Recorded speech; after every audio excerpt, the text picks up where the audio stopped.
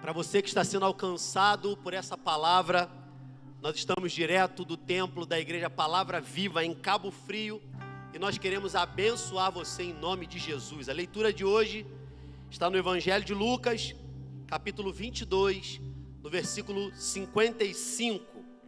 Diz assim a palavra: E havendo-se acendido fogo no meio do pátio, diga comigo, no meio do pátio, estando todos assentados, assentou-se Pedro entre eles. Coloque sua Bíblia sobre o seu assento.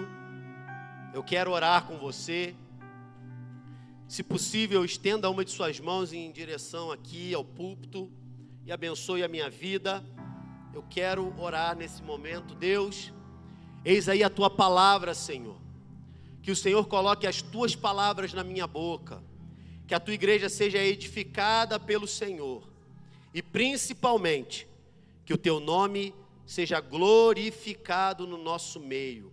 Nós oramos e te agradecemos em nome de Jesus. Amém, amém. Pode se assentar, glorificando o nome de Jesus. Aleluia. Tudo aquilo que nós fazemos, quando somos alcançados pelo Evangelho, revela diretamente a obra que o próprio Cristo faz em nós.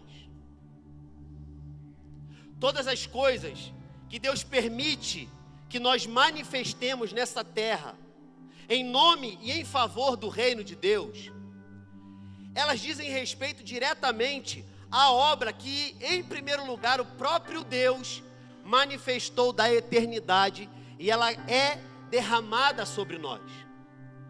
Tornar-se um discípulo de Jesus significa muito mais do que mudar os nossos afazeres semanais. Tornar-se um discípulo de Cristo é muito mais até do que juntar-se ou unir-se a uma religião, a uma denominação. É muito mais do que bater no peito e dizer: sou crente, sou evangélico, sou cristão protestante. Tornar-se um discípulo de Jesus significa, em primeiro lugar, sermos movidos e gerados pelo Espírito Santo de Deus.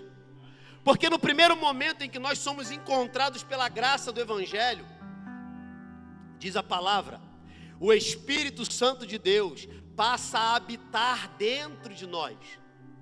E é esse Espírito Santo de Deus que passa a habitar dentro de você, que começa a realizar uma obra que você e eu não poderíamos desfrutar. Uma obra que eu e você não poderíamos exercer. Uma obra que nenhum homem ou mulher na face da terra poderia sequer desfrutar, se não fosse a benevolência e a bondade de Deus ao manifestar o seu Espírito Santo sobre a igreja. É por isso que quando nós nos tornamos discípulos de Cristo, começa a partir daí uma caminhada que vai nos tornando cada vez mais semelhantes a Jesus. Jesus, olhando para os discípulos e para todos aqueles que o estavam ouvindo, numa certa feita ele disse: entrem pela porta estreita, porque larga é a porta e espaçoso o caminho que conduz à perdição, e são muitos os que entram por ela. Mas estreita é a porta e apertado é o caminho que conduz à salvação, e são poucos os que acertam por ela. Jesus revela para os seus discípulos, numa outra oportunidade, que era necessário que ele manifestasse o reino de Deus, e era necessário que ele fosse para o Pai e deixasse com os discípulos o Consolador, para que onde ele estivesse fossem preparados lugares, fossem preparadas moradas, para que nós, os discípulos de Jesus, também estivéssemos com ele na eternidade. E ele começa a dizer: olha, não fiquem preocupados, não fiquem com o coração conturbado. Eu vou para o Pai, eu vou preparar-vos lugar, para que onde eu estiver, vocês também estejam comigo. E eu paro aqui para declarar sobre a sua vida o seguinte: aquele que é um discípulo de Jesus, a principal certeza dele e dela é que existe um lugar na eternidade que está reservado, esperando por cada um de nós. E aí Jesus continua dizendo: olha, vocês conhecem o caminho para onde eu vou. Quando de repente um dos discípulos, talvez um dos mais racionais, um dos mais inteligentes do grupo, vira para ele e diz assim: Senhor, nós não sabemos para onde o Senhor vai. Como, pois, saberemos o caminho? Ele levanta a bola sem saber, para Jesus trazer uma das maiores revelações de toda a história da humanidade.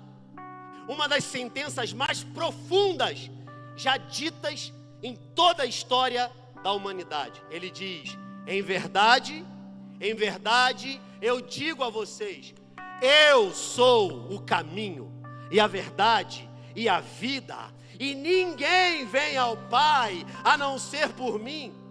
Então olha só, como discípulos de Cristo gerados nesse tempo, nós temos duas certezas: a certeza de que existe uma porta pela qual nós entramos, uma porta pela qual nós passamos. Cristo é a porta. Ele diz: eu sou a porta, aquele que entrar por mim será salvo, entrará e sairá e achará pastagem. O ladrão vem somente para roubar, matar e destruir, mas eu vim para que tenham vida e vida em abundância. Então o discípulo de Jesus é, em primeiro lugar, alguém que passa por essa porta. E depois que você passa pela porta que é estreita, você começa a caminhar um caminho. Você começa a trilhar uma caminhada, e que você vai descobrindo lentamente que o caminho que você trilha também é o Senhor. Ele diz: eu sou o caminho. Havia um costume na cultura antiga, porque as pessoas não usavam sapato fechado como nós usamos hoje. Então elas caminhavam longas distâncias de sandália, e era muito comum que a própria estrada, o próprio caminho, ele começasse a sujar os pés de todo mundo que estava trilhando aquele caminho. Por isso era comum que quando chegavam na casa, eles lavavam os pés. Agora preste atenção comigo, porque eu vou trazer uma revelação espiritual para você.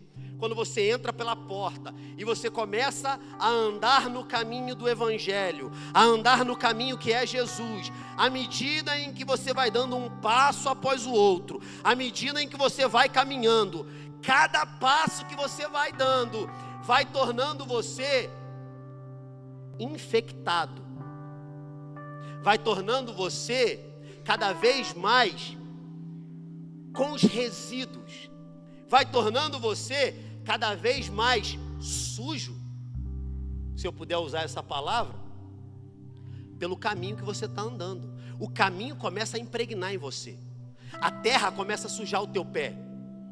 Agora olhe para mim, por favor. À medida em que você caminha com Cristo, aquilo que são características de Cristo começam a impregnar em você. Aquilo que são as características do Cordeiro, que é o caminho, começam a tornar o seu pé cada vez mais impregnado daquilo que vem dele. É por isso que quando você entra pela porta, você está de um jeito, mas à medida em que você vai caminhando essa estrada, quanto mais o seu pé vai se tornando parte da estrada, mais de Cristo tem em você. Agora, o que você está querendo dizer com tudo isso, pastor? Eu quero dizer para você que até mesmo pessoas que durante anos trilham essa estrada, elas não estão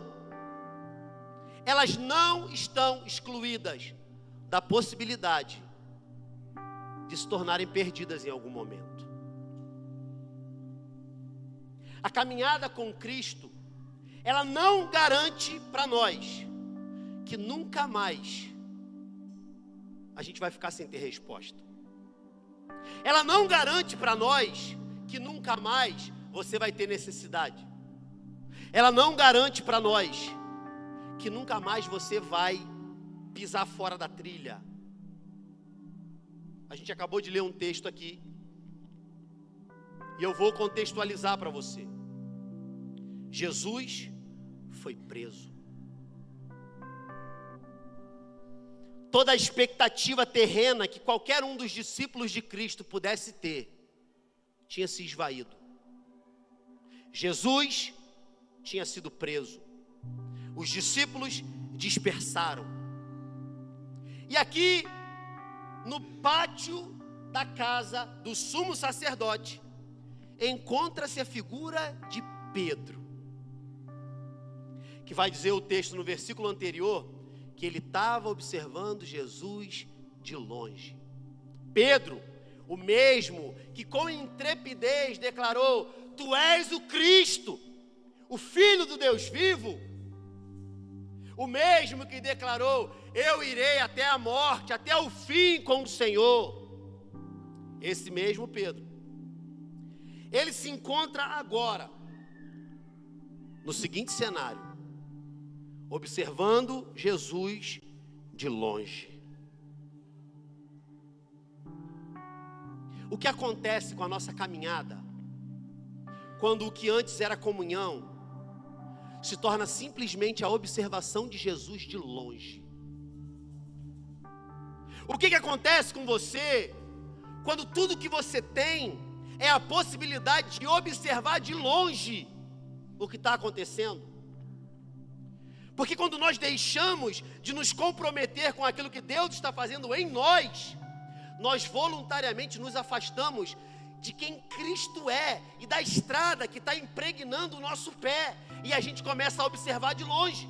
E quando você observa de longe, tudo que você pode fazer é isso aqui. Versículo 55. E havendo-se acendido fogo no meio do pátio, estando todos assentados, assentou-se Pedro entre eles. Quando você começa a observar Jesus de longe, a primeira coisa que acontece na tua vida é que você tem a necessidade de se esquentar na fogueira dos outros. Quando você se afasta, quando você simplesmente enxerga de longe, o que vem para você é a falta da possibilidade de gerar a tua própria fogueira. A pior coisa para um homem ou uma mulher na face da terra é simplesmente não conseguir perceber para que está nessa terra. A falta de propósito, a falta de sentido na vida, faz com que nós nos entreguemos a todos os dias e a cada vez mais e mais às paixões mundanas, àquilo que nos afasta de Deus, àquilo que a gente acha que momentaneamente vai suprir uma necessidade que é eterna. E aí, sem você perceber, você vai pisando fora da estrada, você vai pisando fora do caminho, você vai negociando aquilo que não é para negociar. E aí, quando você menos espera, você está observando Jesus de longe. E aí, se você observa de longe, tem sempre alguém que está com uma fogueira no meio do pátio, esperando por você. Porque se você não é mais capaz de gerar a fogueira na qual você vai se aquecer, porque a fogueira que é feita em nós, ela é feita, na verdade, através daquilo que Deus está realizando na minha vida. E aí, se eu não tenho mais o lugar, esse lugar onde eu sou capacitado para isso, a minha casa, os meus negócios, o meu trabalho, a minha família, se tornam suscetíveis a necessidades externas. Olhe para mim, por favor. Nenhum ser humano é vencido por qualquer tipo de batalha externa, se ele for capaz de vencer as suas próprias batalhas internas. Ninguém é derrotado se suas batalhas internas estiverem bem resolvidas. Agora, quando você passa a observar Jesus de longe, a sua capacidade de gerar a fogueira, ela simplesmente não está mais no seu controle. Você precisa começar a usar a fogueira dos outros para se aquecer. E é aí que está o cenário estabelecido. Porque Jesus tinha dito para ele: olha, Pedro, Satanás vai peneirar vocês. Mas tu, quando te converteres, fortaleça os teus irmãos. E Pedro continuou: de maneira nenhuma, eu vou até a morte. Pedro, ainda hoje, antes que o galo cante, tu me negarás 3 vezes. Pergunta a você, aqui, Pedro já tinha negado a Jesus? Perceba que é um processo. Primeiro, você começa a observar Jesus de longe. Depois, você se senta para se aquecer numa fogueira que não é sua. E depois, você nega Jesus. Nunca é um processo de ruptura, é sempre lentamente. É assim que o diabo continua agindo na vida de cada homem e mulher na face da terra. Então, não fique observando Jesus de longe. Não se contente em olhar de longe o que Ele está fazendo. Chega perto, porque Jesus ainda tem salvação para você, ainda tem perdão para você, ainda tem restituição para a tua casa. Jesus ainda tem uma obra para realizar no meio da tua família. Pedro sentou: ei, olha para mim. A fogueira dos outros não é lugar de edificação, é lugar de vergonha. A fogueira que não é de Jesus não é lugar de edificação, é lugar de vergonha. Na fogueira, sentado, depois que todo mundo já estava reunido. O texto é claro. Eu gosto da Bíblia nos detalhes que ela revela para nós. Observe o seguinte: o texto está dizendo: havendo-se acendido fogo no meio do pátio. Aonde o fogo foi aceso? Aonde, irmão? No meio do pátio. Não foi em qualquer lugar, foi no lugar de destaque. Aquela fogueirinha estava preparada, porque na eternidade tinha alguém que ia chegar ali, se ele quisesse chegar ali, e ele ia chegar ali para ser envergonhado. Irmão, quantos lugares a gente vai, sem que sejam lugares da direção e do direcionamento do Senhor, lugares que a gente nem imagina, mas são lugares nos quais nós estamos entrando, só para sermos envergonhados. Lugares que Jesus te advertiu, situações na sua vida onde o Senhor disse para você, levantou até profeta para falar e para profetizar, e mesmo assim você foi, e mesmo assim você fez, mas o lugar já estava preparado para ser uma emboscada do inferno, e mesmo assim você foi. Quando não é a fogueira de Jesus, se torna um lugar de vergonha, e é no meio do pátio. Irmãos, isso aqui é um cenário terrível na vida de Pedro. É um cenário terrível para o qual ele já tinha sido advertido. Pedro chega ali e a fogueira está no meio do pátio. Diga comigo, no meio do pátio. Porque é no meio do pátio, é na frente de todo mundo, que o diabo muitas vezes tenta envergonhar a gente. É para todo mundo saber, é para a família toda comentar, é para a cidade inteira falar, é para todo mundo que trabalha com você ficar sabendo, é para todo mundo ficar de burburinho, porque o diabo, ele não descansa para tentar arrebatar qualquer um que seja das mãos do Senhor. O cenário, irmãos, é terrível. Esse cenário é terrível. No meio do pátio, tudo que acontecesse ali, todo mundo ia ver. Eles acenderam a fogueira, porque era necessidade imediata de Pedro. Estava frio. Para onde eu vou? Olha, já tem uma fogueira ali. Estou com uma necessidade. Para onde eu vou? Olha, tem uma possibilidade de ganho ali. Estava frio. Para onde eu vou? Olha, mas se eu fizer aquilo ali, eu resolvo na hora o meu problema. Estava frio. Para onde eu vou? Ah, a minha esposa está me deixando de lado. Se eu acessar isso aqui, eu vou suprir a minha necessidade. Estava frio. O que eu vou fazer? Ah, mas se eu esconder isso daqui, ninguém vai saber, e aí eu resolvo, fica bom para todo mundo.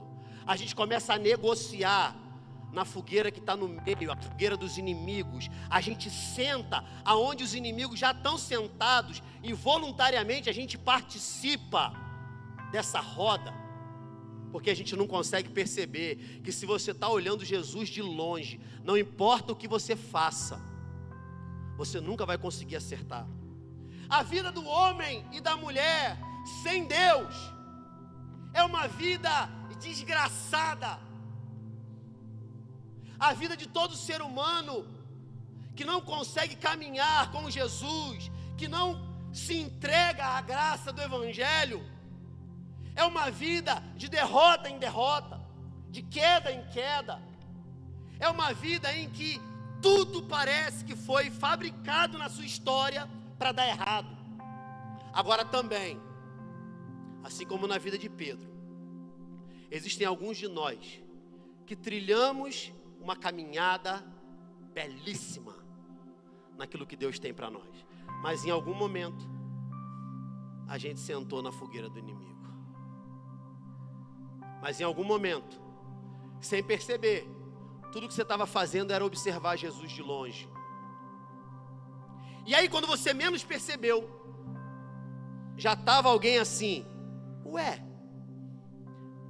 mas não é esse aí que estava com eles também? Porque quando existe uma proposta para fazer você continuar olhando Jesus só de longe, vai ter também alguém para apontar e dizer para você assim: ué, você não era crente? Não é esse aí que era o crente? Ué, mas você não ia na igreja? Aí Pedro diz: não, eu nem conheço, eu nem sei quem é. Eu vou encurtar a história aqui, porque eu não tenho muito tempo, mas olhe para mim, por favor.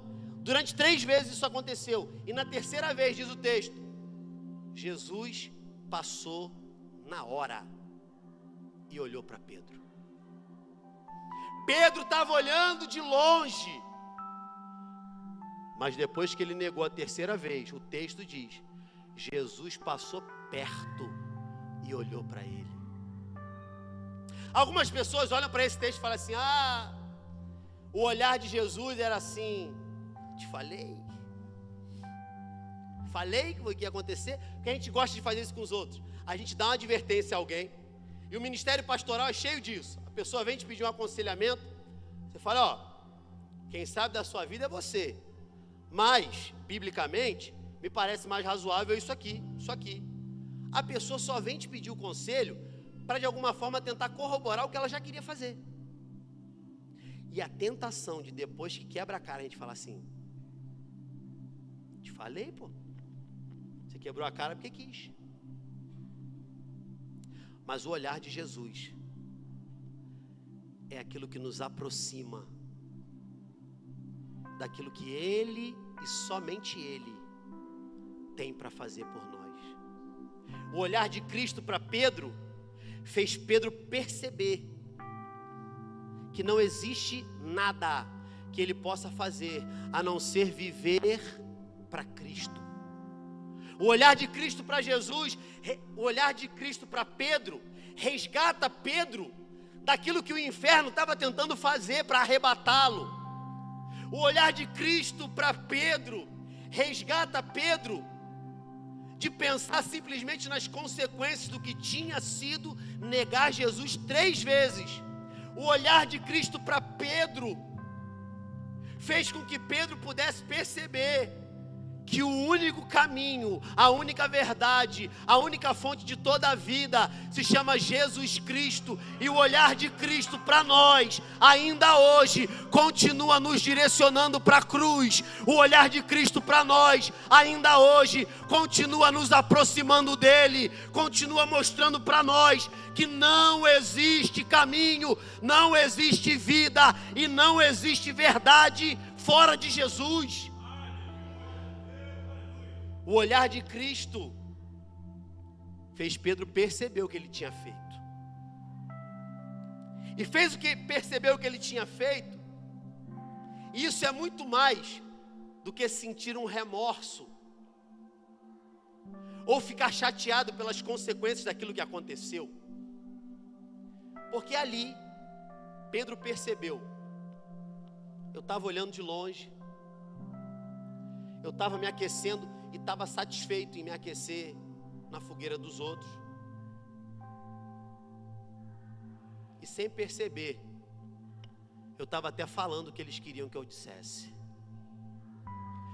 Jesus está falando com alguém aqui nessa noite. Jesus trouxe alguém aqui para te dizer: acabou o tempo de você se esquentar na fogueira dos outros. Acabou o tempo de você ter que depender da fogueira dos outros, porque a sua fogueira não gera mais o calor necessário. Muitas vezes nós nos contentamos também em pegar carona naquilo que os outros estão fazendo. E isso é tão nocivo para nós, porque nós não percebemos que não é a plenitude do que Deus tem para realizar em nós. Porque quando você é gerado por Cristo para uma obra, o próprio Cristo se manifesta em você e através de você. A coisa mais linda desse texto, sabe qual é, irmãos? É que depois que Pedro fez o que fez, o diabo tentou fazer o que tentou fazer. Quando Jesus ressuscita, ele aparece para as mulheres no túmulo e diz assim: ó, avisa aos discípulos e a Pedro. Avisa para os discípulos e avisa para Pedro. Avisa todo mundo que eu ressuscitei, mas em especial, avisa para Pedro: ei, Pedro, Jesus ainda conta com você. Ei, você se esquentou na fogueira dos outros, você ficou olhando só de longe, você de repente até negou, você caiu da posição que Jesus te colocou, você negociou o que não era para negociar, mas quando ele ressuscitou na cruz do Calvário e depois ele ressuscitou, ele estava dizendo para você: ei, ainda tem lugar para você no meu time, ainda tem lugar para você nos meus discípulos, ainda tem lugar para você na obra que eu estou realizando sobre a terra. Ei, Pedro! Acabou o tempo de se esquentar na fogueira dos outros. Acabou o tempo de se esquentar na fogueira que não é do Senhor. Acabou o tempo de negociar aquilo que não era mais para negociar. Porque Jesus vai até Pedro. Eu não vou ler o texto não, mas preste atenção no seguinte. Jesus ressuscita e diz o texto, ele aparece na praia. Porque Pedro, depois que percebeu tudo o que tinha feito, e aí Jesus morreu, ele foi trazido para um lugar de contrição. Mas ele chamou a galera e falou assim: quer saber de um negócio? Vamos pescar. Porque depois de tudo que ele fez, e mesmo assim eu fiz o que fiz, não tem possibilidade dele me aceitar de novo. O Espírito Santo está falando com alguém aqui, irmãos. Eu estou sentindo Jesus aqui. Depois de tudo que ele fez por mim, e mesmo assim eu fiz tudo o que fiz, ele não me aceita de volta. Depois que ele me consertou e eu quebrei de novo, ele não vai me aceitar de volta. Depois de tudo que ele realizou na minha vida, na minha casa, no meu casamento, e eu virei as costas e fui embora, ele não vai me aceitar de novo. Vamos pescar, vamos voltar para o mercado da pesca, vou embora da igreja. Depois que ele realizou, restaurou a minha vida, me livrou do pecado, me tirou do lamaçal e do lodo e do charco do pecado, e mesmo assim eu fiz o que fiz, ele não vai me aceitar de novo. Aí Jesus tá caminhando na praia, olha de longe, ficaram a noite inteira. Cenário familiar. A noite inteira pescando. No final, lavando as redes, o Senhor: olha, volta lá e joga a rede do lado de lá. Voltaram, jogaram e foi doideira. Ué, de novo? Eu já vi esse filme. Eu já vi isso acontecer. Eu já experimentei isso, mas que coisa doida é essa? Não é possível que depois de tudo que eu fiz, ele veio atrás de mim de novo. Não é possível que depois de tudo que eu fiz contra ele, ele está me aceitando de volta. Aí lá do barco ele olha, quem está lá na areia, ele reconhece, é o mestre que está aqui, é o mestre que veio me resgatar. Aí ele vai e mergulha. Quando ele chega na areia, Jesus está com o quê, irmãos? Quando ele chega na areia, Jesus está com uma fogueira. Jesus está esperando ele com uma fogueira. Ele falou, vai lá buscar peixe. Ele volta, Jesus já está com a fogueira, já está com o peixe que ele mandou Pedro buscar. É na fogueira que Pedro disse não. É na fogueira que Pedro negou. E foi na fogueira que Jesus restaurou. E foi na fogueira que Jesus trouxe de volta. E foi na fogueira que ele disse, olha, você fez, mas eu ainda tenho uma obra para realizar através de você. Aí ele está ali na fogueira com Pedro. E aí vem, né? Aquele diálogo que você conhece. Irmãos, é interessante porque Jesus não falou assim, Pedro, agora você vai ficar 6 meses aí parado no banco. E depois a gente volta a conversar. Jesus pegou um cara desviado e botou esse cara para liderar a igreja. Porque Jesus, ele jamais se relacionou com qualquer um dos discípulos com base no que eles tinham para oferecer, mas com base no que ele podia realizar através de cada um deles. É assim que Jesus continua a se relacionar com a igreja hoje. Porque se Jesus se relacionar comigo, irmãos, com base no que eu tenho para oferecer, essa igreja fecha amanhã.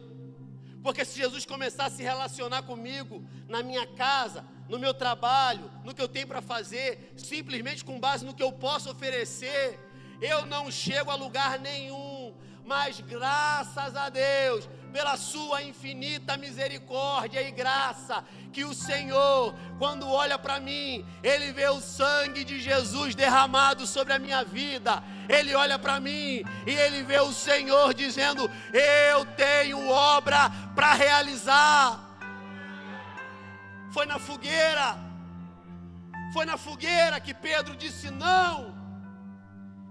E foi na fogueira que Jesus disse, eu te amo. Foi na fogueira que ele disse, eu nem conheço. E foi na fogueira que Jesus perguntou, tu me amas? Tu me amas? Senhor, tu sabes todas as coisas. Tu sabes, inclusive, tudo que eu fiz. O Senhor sabe que eu não consigo, não se emociona muito não. O Senhor sabe que eu não consigo ir muito além. Então apacenta o meu rebanho. Você tem noção do que é isso? Como é que isso constrange a nossa maneira como nós nos relacionamos uns com os outros? Porque talvez na vida de alguém você não vale nada mais hoje. Sabe por quê? Porque você fez 9, não fez a 10ª, você não vale mais nada. Ou talvez alguém fez para você 99, não fez a 100ª, e é você que diz assim, não vale nada. Talvez é alguém com quem você se relacionava e traiu a tua confiança. Talvez em algumas circunstâncias da nossa vida, nós ainda precisamos que o Senhor prepare uma fogueira com peixe para a gente sentar e palestrar com Ele. Deus trouxe pessoas aqui nessa noite que precisam compreender que hoje é o dia que a partir de hoje você não está mais autorizado a observar Jesus de longe. Você não está mais autorizado a se aquecer na fogueira dos outros, porque senão isso vai fazer você negar Jesus. Talvez hoje Deus tenha trazido você aqui para você ouvir essa palavra e parar de se aquecer em fogueiras que não é para você estar. Mas mesmo quando a gente faz isso, irmãos, a graça do Evangelho, ela é tão absurda, a graça do Evangelho é tão avassaladora, que mesmo quando a gente voluntariamente senta na fogueira que não é nossa, o Senhor sempre tem um resgate para nós, Marcelo. O Senhor sempre tem um escape para nós. Talvez na igreja, alguém já disse para você assim, ó, tudo bem, Deus até perdoa, mas nunca mais vai ser a mesma coisa.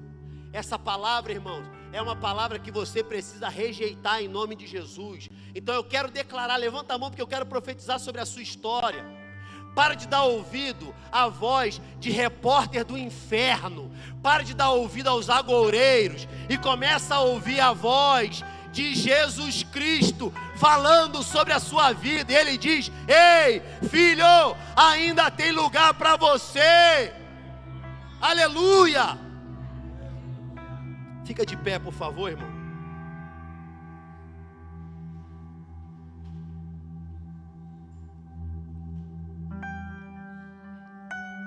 Eu quero fazer uma oração contigo nessa noite. Fazer uma oração muito específica. O Espírito Santo me move nessa hora. Que existem pessoas aqui no nosso meio que necessitam sentir esse resgate do próprio Jesus. Pessoas que talvez estejam caminhando no Evangelho, mas que hoje necessitam sentir e saber que o Senhor continua contando contigo, que o Senhor ainda tem um lugar para você na família, que o Senhor ainda tem um lugar para você à mesa, que o Senhor ainda conta com você. Ei, é dia de restauração no meio da igreja do Senhor. É dia de restauração no meio da igreja de Cristo, porque quando Cristo nos liberta, verdadeiramente nós somos livres. Não existe nada que o Senhor não possa resolver na nossa história.